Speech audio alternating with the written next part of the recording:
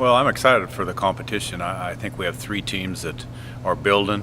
They're better than a year ago, and I think it's going to be, really even competition. I'm pretty familiar with most of the teams. We played Colorado Christian.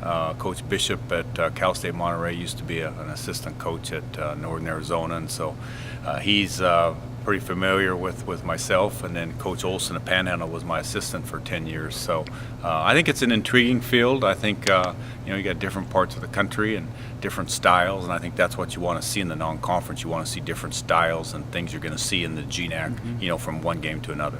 Coming off the loss to Colorado Christian, you guys do get a little chance at redemption. You don't honestly get that very often in non-conference, but how nice is it to know that you guys can come back on Saturday against that team and get in the win column, like we didn't do last Saturday? Well, yeah, getting a chance to play Colorado Christian again. I mean, like you said, you don't get that chance very often, and they beat us. They were the better team last Saturday night, and we need to make some adjustments, shore some things up, and the bottom line is we got to play better. We've got to shoot better, but they were very determined and did a lot of nice things. I do think we're a better basketball team than we were before we went on the trip to Anchorage. We played 80 minutes or 85 minutes, and we've got a lot of room for improvement. But we've got some good things. We did some good things, saw some good things, and that's what the non-conference is for.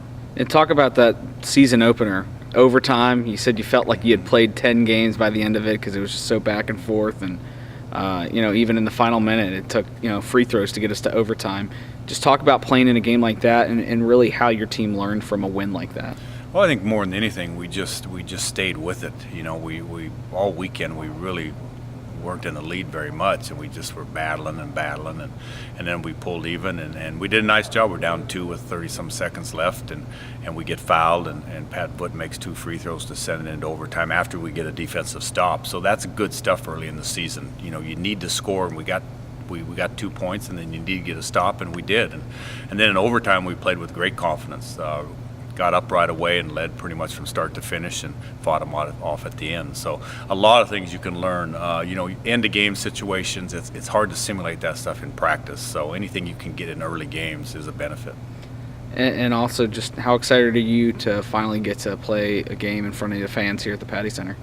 Well, we're excited. We need to get this team in the Patty Center. I was very disappointed in how we played here last year as far as wins and losses, and we need to establish this as a home court, and hopefully, I know it'll be a slow process, but we've got to start that with playing good and getting some wins, and that starts on Thursday, which isn't going to be easy, but it's nice to be here and see if we can't get better in these 3 games in the Patty Center.